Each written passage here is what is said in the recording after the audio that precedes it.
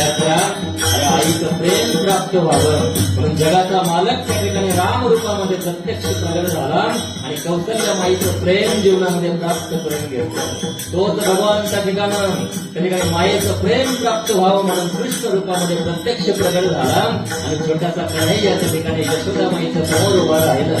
ज्यावेळेस यशोदा माईला कळालं माझा मुलगा त्या ठिकाणी आनंद कंद असणारा जगाचा मालक आहे, त्यावेळेस हात जोडून त्याच्या समोर उभा राहिले. बाळा मला माहितीये तू भगवान आहेस ना. त्यावेळेस छोट्याशा कन्हैयानं त्या ठिकाणी गुडघ्यावर होऊन आईला नमस्कार केला आणि आई बरोबर बोलू लागला, आई अरे मी भगवान आहे इथपर्यंत करेन, पण तू जननी आहेस, तू जगाला जन्म देणारी आहेस, तुझं स्थान त्या ठिकाणी माझ्यापेक्षा उंच आहे. म्हणून कुणी कितीही मोठा झाला, कितीही श्रीमंत झाला, कितीही नावलौकिक कमाला, साधू झाला, संत झाला आणि जगाचा मालक जरी झाला तरी आईपेक्षा श्रेष्ठ होऊ शकत नाही. स्वामी तिने जगाचा आई विना भिकारी असं आपण म्हणतो ना, आईसारखं पात्र जगात होऊ शकत